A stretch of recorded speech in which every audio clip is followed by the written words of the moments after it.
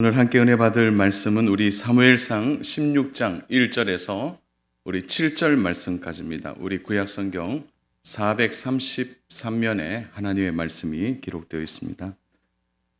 우리 사무엘상 16장 1절에서 7절 말씀입니다. 제가 1절에서 7절 말씀까지 제가 읽고요. 우리 7절은 함께, 그러니까 6절까지 제가 읽고 7절은 우리 함께 합독하면 좋겠습니다. 여호와께서 사무엘에게 이르시되 내가 이미 사울을 버려 이스라엘의 왕이 되지 못하게 하였거늘 내가 그를 위하여 언제까지 슬퍼하겠느냐. 너는 뿔에 기름을 채워 가지고 가라. 내가 너를 베들레헴 사람 이새에게로 보내리니 이는 내가 그의 아들 중에서 한 왕을 보았느니라 하시는지라. 사무엘이 이르되 내가 어찌 갈 수 있으리이까. 사울이 들으면 나를 죽이리이다 하니 여호와께서 이르시되 너는 암송아지를 끌고 가서 말하기를 내가 여호와께 제사를 드리러 왔다 하고 이새를 제사에 청하라. 내가 내게 행할 일을 가르치리니 내가 내게 알게 하는 자에게 나를 위하여 기름을 부을지니라. 사무엘이 여호와의 말씀대로 행하여 베들레헴에 이르매 성읍 장로들이 떨며 그를 영접하여 이르되 평강을 위하여 오셨나이까. 이르되 평강을 위함이니이다. 내가 여호와께 제사하러 왔으니 스스로 성결하게 하고 와서 나와 함께 제사하자 하고 이새와 그의 아들들을 성결하게 하고 제사에 청하니라. 그들이 오매 사무엘이 엘리압을 보고 마음에 이르기를 여호와의 기름 부으실 자가 과연 주님 앞에 있도다 하였더니 우리 7절입니다. 여호와께서 사무엘에게 이르시되 키를 보지 말라. 내가 이미 그를 버렸노라. 내가 보는 것은 사람과 같지 아니하니 사람은 외모를 보거니와 나 여호와는 중심을 보느니라 하시더라. 아멘. 사울 왕이 처음 하나님의 부르심을 받았을 때 그는 참으로 겸손한 사람이었습니다. 여기에 대하여 사무엘이 사울 왕에게 기름을 붓고 이제 사울이 왕이 되었을 때 사무엘은 많은 기대를 하고 있었습니다. 부드럽고 겸손하고 키와 용모가 남다른 사울에 대하여 사무엘은 많은 기대를 가지고 이제 이스라엘이 새로운 시대를 열 것을 잔뜩 기대하고 그와 함께 했습니다. 그러나 사울 왕이 되고 난 이후에부터 그가 바뀌기 시작하는 거죠. 태도가 변하고 그는 사무엘과 계속된 갈등을 만들어내었습니다. 자, 사울이 이렇게 변한 이유가 뭘까요? 그 이면에는 하나님이 주신 왕에 대한 직분, 하나님이 그를 세우신 위치에 대하여 그는 자신의 나라, 자신의 백성이라고 생각했기 때문이에요. 그러니까 이것은 내 나라고 이 백성은 나의 백성이다라는 생각을 하게 된 것입니다. 자연히 이런 생각은 어떻게 이어지게 됩니까? 자기 나라니까 자기가 다스려야 되고 자기 백성이니까 자기의 능력을 통하여 다스려야 한다는 생각을 갖게 되는 것입니다. 계속된 실수의 핵심은 이거였습니다. 내가 해야 된다는 거죠. 사울 왕이 잊어버리고 있는 것은 무엇입니까? 이스라엘과 그의 백성은 다 하나님의 백성이고 이 나라도 하나님의 나라라는 거죠. 하나님이 사울 왕에게 기대한 것은 자신을 대신해서 이 나라를 잘 다스리는 것보다 그가 하나님을 더 의지하며 하나님이 주시는 말씀에 따라 순종하는 것을 하나님은 더 원하고 계셨던 것입니다. 하나님은 자신의 지혜와 능력과 사람의 인기보다 하나님을 의지하고 순종하는 길이 이 나라 이 민족을 잘 다스리는 길이라는 것을 여러 번 사울 왕에게 얘기했지만 사울은 듣지 않았다는 거죠. 왜냐하면 하나님이 다스린다는 사실을 사울은 매번 잊어버리고 지나가기 때문이죠. 사랑하는 여러분, 우리가 한 마음을 가지고 끝까지 살아가는 일은 참 쉬운 일이 아닌 것 같습니다. 신앙생활도 끝까지 하는 것, 그 어느 누구도 장담할 수 없는 거죠.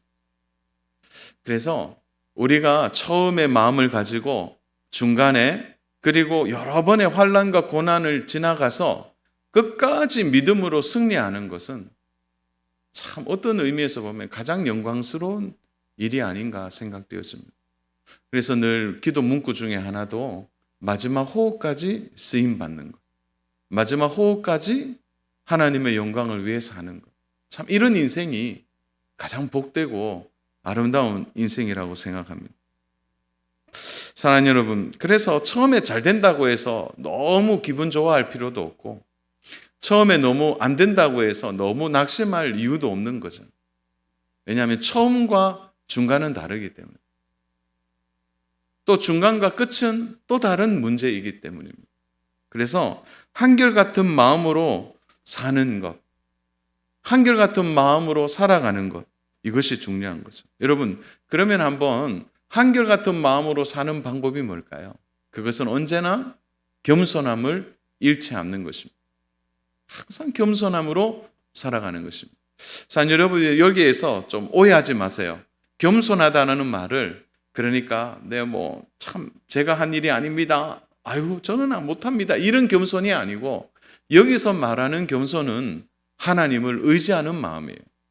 그러니까 하나님을 의지하는 마음에서 진정한 겸손이 나오는 거죠. 사울은 여기에 실패했습니다. 그는 능력도 있고 그는 힘도 있고 그는 남다른 여러 장점이 있음에도 불구하고 하나님을 의지하는 일에 실패하게 됩니다. 하나님을 의지하는 일에 실패하는 일은 곧 모든 것을 실패한다는 의미도 되고 한결같은 마음으로 살아가는 일이 전 어려워진다는 것도 의미하기 때문입니다. 그러므로 잊지 않아야 되는 거죠. 늘 내가 누구인지 또 내가 있는 자리는 누가 주신 것인지 또 내가 이 일을 하고 있는 이것도 하나님이 주신 것, 이것을 잊지 않는 살아가는 것. 사랑하는 여러분, 우리가 교만하는 순간 무너진다는 사실을 언제나 잊어서는 안 되는 것입니다. 사무엘은 사울 왕의 이 급격한 추락에 의해 그는 깊은 슬픔에 잠겼습니다. 자, 이후로부터 어떻게 보면 완전히 사무엘과 사울이 이제 나누어지게 되는 것입니다. 사랑하는 여러분, 사무엘이 슬퍼하는 이유는 무엇입니까? 사울 왕을 세우고 기대를 했지만 사울 왕이 무너지고 교만해지자 사무엘은 더 이상의 대안이 없다는 생각 때문에 그의 마음이 무겁고 슬픈 것입니다. 이미 사람들은 알고 있어요. 지금 왕은 사울이지만 하나님이 그를 버리셨다는 것. 말은 하지 않지만 모두가 수근수근 거리고 있는 거죠. 온 나라가 흔들리고 있는 거죠. 그러니까 어떤 의미에서 보면 더 이상의 소망이 없다라는 생각이 사무엘의 마음을 더욱더 무겁게 했던 것이죠. 여러분, 오늘 1절을 한번 유심히 봐주시기 바랍니다. 1절, 여호와께서 사무엘에게 이르시되 내가 이미 사울을 버려 이스라엘의 왕이 되지 못하게 하였거늘 내가 그를 위하여 언제까지 슬퍼하겠느냐. 여기서 언제까지 슬퍼하겠느냐라는 말은 사무엘의 슬픔이 오래되었다라는 것을 말하고 있는 거예요. 그러니까 사무엘이 기가 막힌 거죠. 나라를 생각하니까. 사무엘이 사울 왕에 대한 남다른 기대와 소망을 갖고 있다가 사무엘이 무너지는 것을 보고 사울이 무너지는 것을 보고 이 사무엘이 참 무기력함에 빠지게 되는 거죠. 사실 사울 왕은 나름대로 정치력도 있고 군사력도 있었습니다. 그의 리더십도 있었고 또 남다른 지도력을 가지고 나라를 이끌어 왔는데 그럼에도 불구하고 이제 하나님이 사울을 버렸다라는 이것에 사무엘이 믿을 다른 사람이 보이지를 않는 거죠. 여러분, 아무리 영적인 사람이라고 하더라도 사람이 가지는 한계가 있습니다. 한계가. 특히 사람을 믿고 그 사람을 기대했는데 그 사람이 무너지면 깊이 실망하게 됩니다. 사무엘 역시도 그 슬픔에서 벗어나지를 못했다는 거죠. 우리가 믿음으로 주의 말씀대로 살아간다고 하지만 우리도 이런 무기력과 슬픔에 빠질 때가 있죠. 대부분 우리의 무기력과 슬픔의 이유가 뭡니까? 사람을 의지하기 때문에. 사람 때문에 마음이 무너지게 되는 거예요. 그런데 이렇게 하지 말아야지 하면서도 이상하게도 사람 의지하는 일에 우리는 남다른 힘을 쏟게 되는 거예요. 그래서 저 사람은 괜찮아. 이 정도의 믿음이 있는 분은 괜찮아. 그렇게 생각했다가 함께 무너지는 일들이 있게 되는 거죠. 그러므로 사랑하는 여러분, 언제나 우리는 생각해야 합니다. 내가 지금 지나치게 사람 의지하고 있는지, 지나치게 사람을 바라보고 있는지. 아무리 위대한 사무엘이라 할지라도 사람 의지하니까 그에게 찾아오는 무기력과 슬픔은 이겨낼 수 없는 거예요. 하나님은 이러한 사무엘에게 또 다른 대안을 주십니다. 두 가지의 중요한 일을 하라고 하시죠. 그것은 슬퍼하지 말고 일어나서 뿔에 기름을 채워 베들레헴으로 가라는 것이죠. 그리고 그곳에서 제사를 드리라고 말합니다. 그리고 그 모든 일에 대해서 내가 미리 준비해 놓고 있다고 말하고 있는 거예요. 그래서 하나님이 일어나라 가라고 말씀하시는 거예요. 하나님은 이미 사울 왕을 대신할 사람을 준비해 놓고 있는 것입니다. 사랑하는 여러분, 우리가 슬퍼하고 무기력하는 순간에도 그 반대편에 하나님은 하나님의 방법대로 계획대로 대안을 갖고 일하세요. 우리의 눈은 단편적으로 보지만 하나님은 입체적으로 모든 상황들을 꿰뚫어 보고 계신다. 우리는 한 가지 일에 슬픔을 갖고 그 일에 무기력하게 빠지지만 하나님은 그 슬픔 뒤에 또 다른 계획들과 준비를 통해 또 다른 사람을 세워서 하나님의 뜻을 이루시고자 하는 일을 이끌어 가신다는 거예요. 그런 점에서 참 우리 하나님을 생각하면 우리가 감사할 수밖에 없는 거죠. 왜 그렇습니까? 하나님은 어떤 상황에서도 하나님의 뜻과 계획을 한 번도 취소하지 않으셨다는 거예요. 여러분, 잠언 19장 21절 같이 한번 읽어보겠습니다. 잠언 19장 21절 같이 읽겠습니다. 사람의 마음에는 많은 계획이 있어도 오직 여호와의 뜻만이 완전히 서리라. 사람은 계획만 하지 실행할 수 있는 힘이 없어요. 그러나 하나님은 계획과 실행을 완벽하게 하시는 거예요. 사무엘의 슬픔 뒤에 하나님은 일하고 계셨다는 거예요. 하나님은 하나님의 방법대로 다시 사울 왕을 대신해서 세워가는 하나님의 은혜가 있다는 거죠. 여러분, 우리 시대에도 이런 믿음을 가져야 합니다. 요즘 들어서 나라를 보면 참 걱정할 일이 많은 것 같아요. 우리 성도 여러분들도 나라 생각하면 걱정이 참 많이 되시죠. 코로나로 인해서 더 어려운 불안한 마음도 사실입니다. 여러분, 그러나 우리가 걱정하고 비판하기 이전에 우리가 먼저 세워야 될 분명한 생각이 있습니다. 그것은 이 나라, 이 민족을 하나님이 그냥 두시지 않는다는 거예요. 어떻게 이 나라, 이 민족이 세워졌는지를 우리는 기억해야 하는 거죠. 저는 지금도 기대하고 있습니다. 하나님은 결코 이 나라를 내버려 두시지 않을 겁니다. 반드시 하나님의 뜻대로 이 나라를 다시 붙들어 세우실 것입니다. 하나님이 이 땅을 고치는 거지 정치인이 이 땅을 고치는 것이 아닙니다. 하나님이 고치시는 거예요. 비록 현실적인 슬픔이 있고 여러분 참 대안이 없어 보이죠. 어떻게 이 나라를 세워갈 건가? 여러분, 그러나 하나님은 계속 그 이면에서 일하고 계시는 거예요. 저는 이것이 우리나라뿐만 아니라 우리 가정과 개인에게도 그대로 적용된다고 생각합니다. 우리는 믿음을 가져야 합니다. 하나님이 능력을 가지시고 지금도 이끌어 가신다는 거죠. 그래서 하나님의 인도가심에 대하여 단단한 믿음을 가지고 주를 따라가야 하는 것이죠.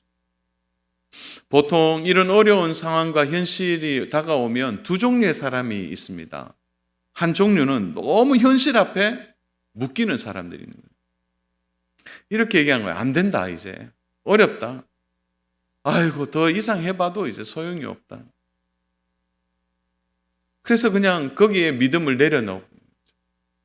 그런가 하면요.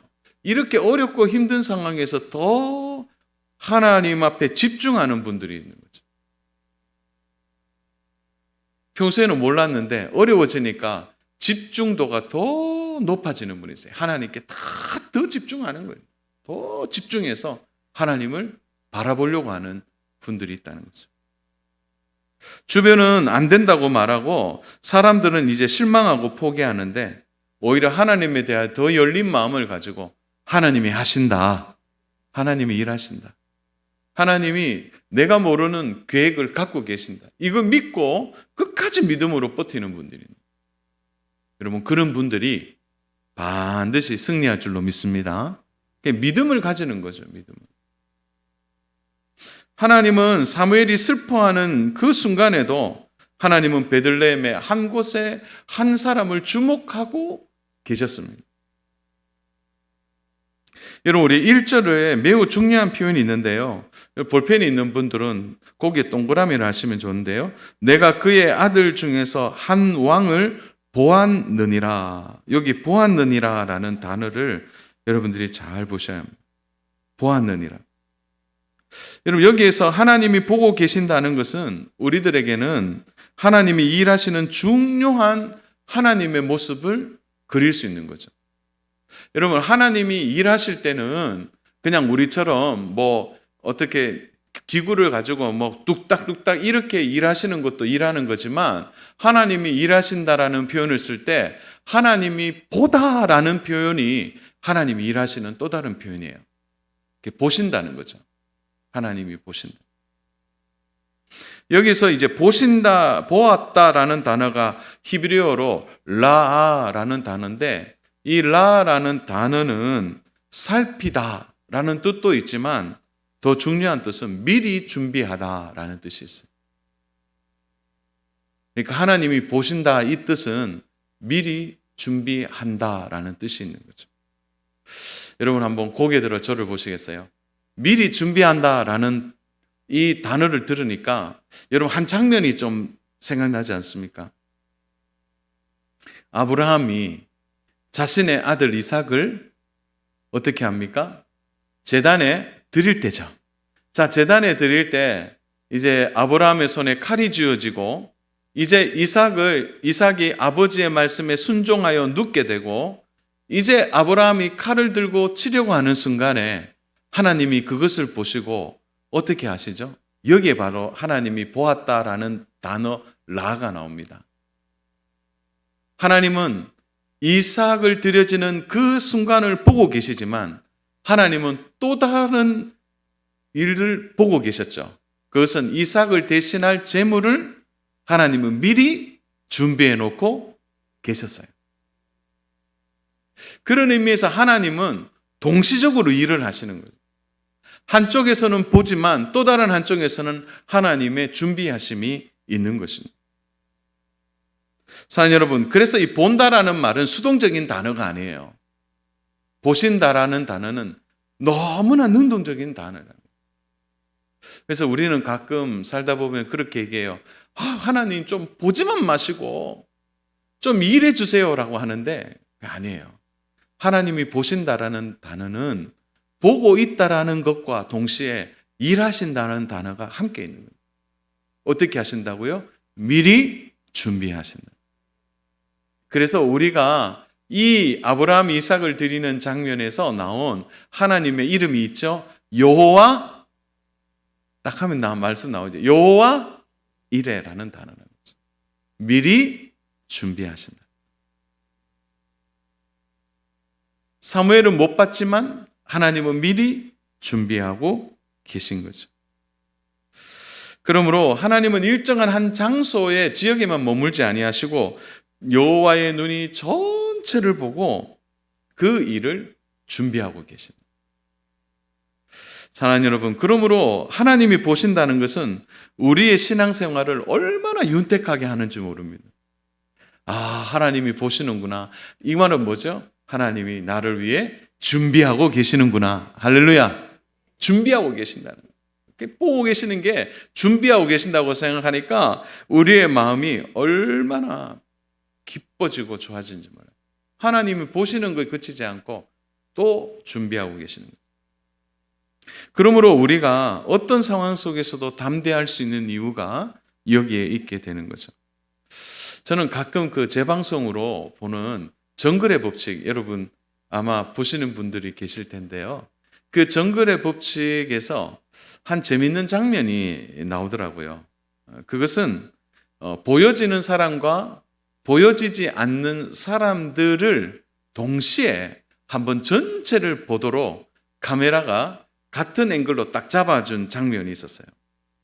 여러분 대부분 정글의 법칙 보면 뭐가 보입니까?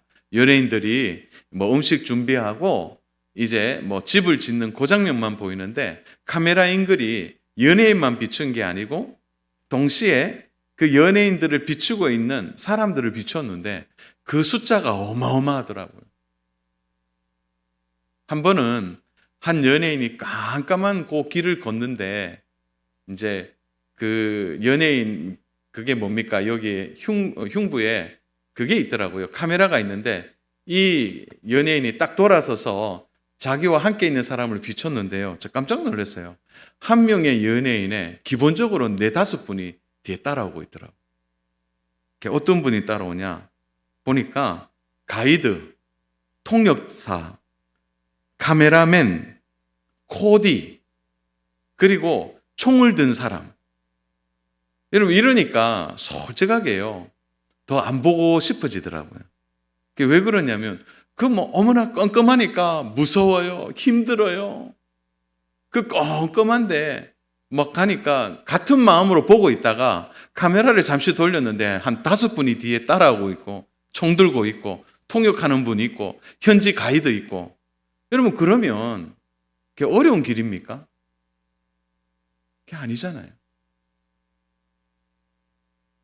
뭐 보는 사람들은 긴장감 있게 보지만 제가 그런 생각했어요.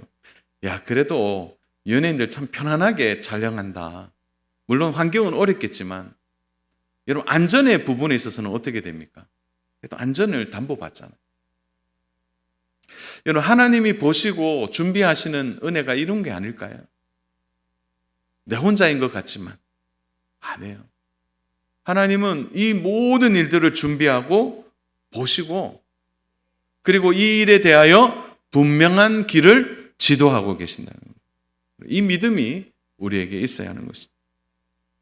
혹시나 말씀을 들으면서 이런 분이 있어요. 하나님이 보신다니까 괜히 불편한 분이 있습니까? 좀 감추고 싶은데 하나님이 자꾸 보신다 그러니까 불편한 분들이 계신지 모르겠어요. 여러분 근데 진짜는요. 하나님이 안 볼까 봐 안 보는 게 그게 더 불안해요. 하나님 보시는 게 우리에게 얼마나 복인지 모릅니다. 하나님이 보실 뿐만 아니라 준비하신다는 것은 은혜이죠. 그러므로 사랑하는 여러분, 우리가 매일매일 살아가면서 내일은 알 수 없지만 우리는 걱정하고 걱정하지만 동시에 우리는 우리를 보고 계신 분이 함께 해주시기 때문에 우리의 내일을 준비해 주시는 그분으로 인하여서 우리는 전혀 다른 마음을 가지고 흔들리지 않고 믿음에 설 수 있는 이유가 여기에 있어야 되는 거죠. 그래서 내일의 직장, 내일의 일터, 내일의 배우자, 내일의 건강 이 모든 것을 하나님이 준비하신다는 것을 잊지 말아야 하는 거죠. 그래서 예수님이 우리들에게 얼마나 강조하셨습니까? 마태복음 6장 32절 말씀이죠. 너희 하늘 아버지께서는 이 모든 것이 너에게 있어야 할 줄을 아시느니라. 그러니까 하나님이 아시니까 준비해 주시는 것입니다. 사랑 여러분, 그런데 오늘의 또 이 본문을 좀 보면서 우리는 매우 중요한 구조 하나를 좀 발견할 수 있는데요. 그것은 하나님이 보시는 것과 사무엘이 보는 것이 너무 대조적이라는 것을 보게 됩니다. 여러분 1절과 6절, 7절에서 계속 반복되는 단어는 하나님이 보신다. 6, 7절에도 사무엘이 본다라는 이 단어가 바로 사람과 하나님이 어떻게 다른가를 극명하게 보여주는 거죠. 여러분 6절 한번 보겠습니다. 6절. 그들이 오매 사무엘이 엘리압을 보고 마음에 이르기를 여호와의 기름 부으실 자가 과연 주님 앞에 있도다 하였더니 여호와께서 사무엘에게 이르시되 그의 용모와 키를 보지 말라. 내가 이미 그를 보려노라. 내가 보는 것은 사람과 같지 아니하니 사람은 외모를 보거니와 나 여호와는 중심을 보느니라 하시니라. 여러분 좀 주의 깊게 보면요. 계속 나오는 반복된 단어가 뭐죠? 보다라는 단어죠. 보다라는 단어. 사무엘이 엘리압을 보고 어떻게 평가합니까? 너무 마음에 흡족했던 것 같습니다. 여러분 6절을 보면 엘리압을 보고 마음에 이르기를. 여러분 마음이 뭐예요? 완전히 100% 밀착이 된 거예요. 됐다. 엘리압이면 됐다라는 거죠. 사무엘이 이렇게 판단하는 이유는 무엇입니까? 그것이 바로 하나님과 사람이 근원적으로 다르다는 걸 보여주는 거예요. 사람이 보는 눈, 하나님이 보는 것 다르다는 거예요. 사무엘은 어떤 사람입니까? 그는 하나님의 사람이죠. 그럼에도 불구하고 보는 것에 마음을 빼앗기는 거예요. 엘리압이 키와 용모가 대단했던 것 같습니다. 7절에 보니까 그의 용모와 키를 보지 말라. 용모와 키를 보지 말라라는 거예요. 이것은 정치인으로서는 너무 좋은 장점이죠. 키와 용모. 또 군사적으로도 군인으로서도 더 좋은 장점이 있는 거죠. 용모와 키를 사무엘은 이미 만족하고 있는 거죠. 여러분 그 사무엘의 시대나 오늘 우리 시대가 다르지 않는 이유가 뭡니까? 요즘도 키와 용모에 집중하는 거예요. 오늘 키가 작으신 분들이 계시는데 오늘 위로가 되기를 원합니다. 키 중요하잖아요. 용모 또 너무 안 중요하다고 얘기하면 또 그렇겠지만 단정한 걸 성경이 원하죠. 성경은 꿈이라고 얘기하지 말고 단정하라고 얘기하십니다. 단정하게. 키와 용모는 시대를 넘어서 지금도 사람들이 마음 빼앗기는 가장 중요한 부분입니다.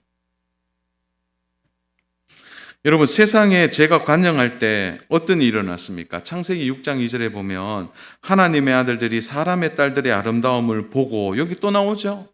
보고라는 단어가 나오죠. 이게 보는 거죠. 자기들이 좋아하는 모든 여자를 아내로 삼는지라. 사람의 딸들의 아름다움을 보았다 이렇게 나오는 거죠. 여기서 아름다움이라는 뜻이 외모라는 뜻도 있지만 유행이라는 뜻도 있습니다. 그러니까 아름답다라는 단어는 유행을 따라간다라는 단어이죠. 그러니까 하나님의 아들들이 이 땅의 유행을 따라가다가 죄가 관영하게 되는 것입니다. 그 안에 세상의 풍조와 풍속이 그대로 들어있는 것입니다. 사랑 여러분, 세상은 계속 그렇게 흘러갈 거예요. 키를 따지고 용모를 따질 겁니다. 그것이 세상을 살아가는 가장 좋은 조건과 장점이 된다고 세상은 계속해서 신호를 보낼 겁니다. 여러분, 사무엘이 어떤 학습을 했습니까? 키와 용모가 뛰어난 사울 왕을 그는 처음 많이 기대했어요. 그러다가 그 때문에 슬퍼하고 그것 때문에 가슴 아파했던 사무엘이 또 빠지게 되는 거예요. 또 키와 용모에 빠지게 되는 거예요. 이것이 세상이 주는 힘이 얼마나 강력한지를 우리들에게 말해주는 것입니다. 그러므로 사랑하는 여러분, 성경은 언제나 우리에게 주장하는 것은 너희 내면이 어떤가, 내면에 관심을 가져라는 거예요. 외형적인 것에 자꾸 마음을 빼앗기면 우리의 영혼이 오염이 되게 됩니다. 겉으로는 화려한 세상, 멋진 멋들, 여러분 그것은 다 우리의 내면의 생각과 우리의 내면의 영성을 훼손하게 하는 일들이 되는 것이죠. 여러분 외적인 것에 집중하다가 보면 우리의 영혼의 질을 높일 수가 없습니다. 거기에 마음을 빼앗기면, 거기에 빠지게 되면 우리의 내면의 중심을 가꾸는 일에 실패하게 되는 것입니다. 여러분, 내면을 좋아하는 사람들 잘 없습니다.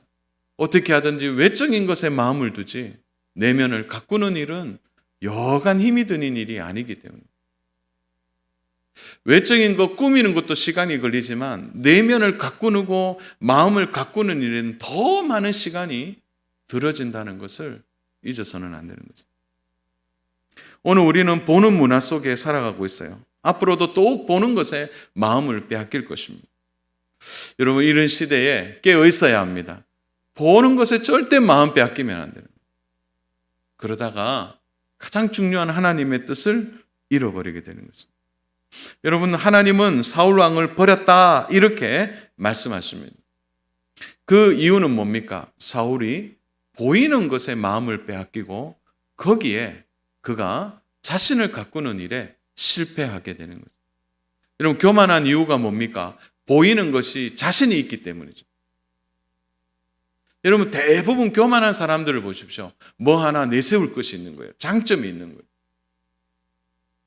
여러분, 그것이 하나님 앞에서도 장점이 될까요? 그렇지 않습니다.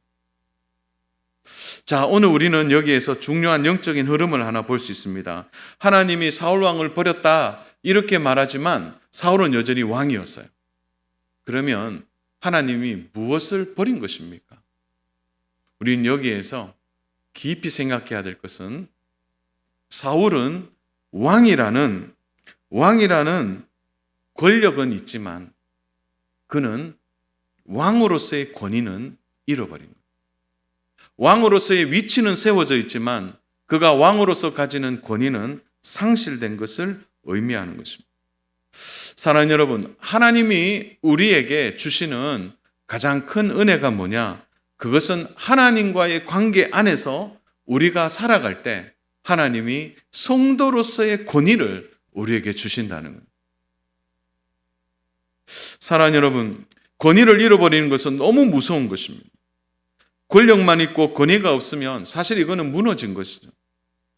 하나님이 떠나면 이렇게 되는 것입니다. 여러분, 진정한 권위는 하나님이 나와 함께 계실 때 가질 수 있는 거예요.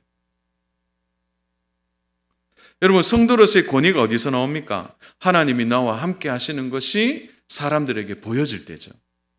여러분, 그래서 아무리 말단 직원이라도요, 그가 하나님과 함께 있는 것을 보게 되면 무시할 수 없습니다. 그가 어떤 작은 위치, 작은 자리에서도 그가 하나님과 함께하고 하나님이 그에게 권위를 주면 누가 그를 무시하며 살아가겠습니까? 절대 그럴 수 없어요. 오늘 우리 시대는 정치 권력만 있지 권위는 완전히 무너진 시대를 살고 있습니다. 권위가 없어져 버렸어요. 왜 그렇습니까? 하나님이 함께하지 않기 때문인 겁니다. 여러분, 이게 참담한 일이에요. 권위를 잃어버린 거예요. 하나님이 함께하는 아버지의 권위, 하나님이 함께하는 어머니의 권위, 하나님이 함께하는 선생님의 권위, 하나님이 함께하는 사장님의 권위, 하나님이 함께하는 직원의 권위. 여러분, 그것이 진정 우리가 붙들어야 할 일이라는 거죠. 하나님이 사울 왕의 권력은 놔두셨지만 그의 권위는 빼앗으셔서 사무엘을 통하여 기름 붓는 다윗에게 그 권위를 옮겨주신 것입니다. 그러자 이제 성령 충만한 다윗이 이제 하나님의 일을 감당하게 되는 것입니다. 그러면 사랑하는 여러분, 이 권위를 받으려면 어떻게 해야 합니까? 오늘 결론인데요. 우리 6절, 7절 한번 보십시오.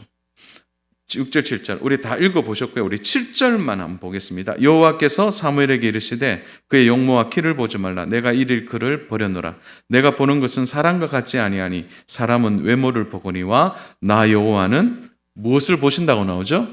중심을 보신다.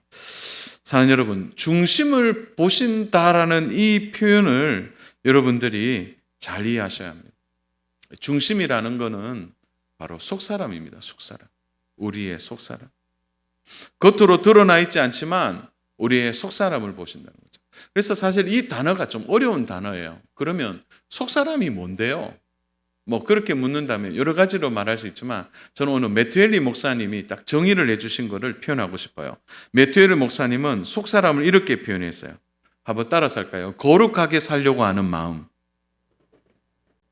사랑하려고 하는 마음, 선한 것을 좋아하는 마음, 악한 것을 미워하는 마음, 이것이 속사람이라.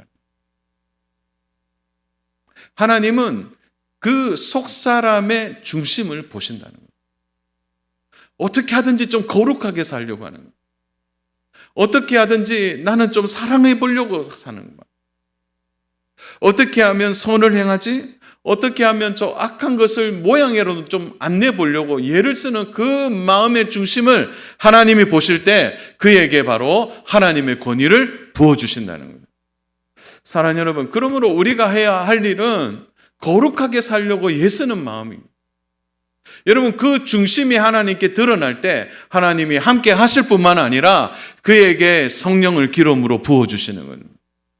그런 삶을 살아갈 때 그에게 참된 권위가 주어지게 되는 것입니다. 이것이 바로 포장되어 있지 않는 속사람이라는 것입니다. 사랑하는 여러분, 우리가 이 땅 살면서 좀 무명의 사람이 되고 좀 부족한 사람이 되어도 여러분, 이 속사람이 강건하면 하나님의 때가 되면 이 사람 쓰임받게 됩니다.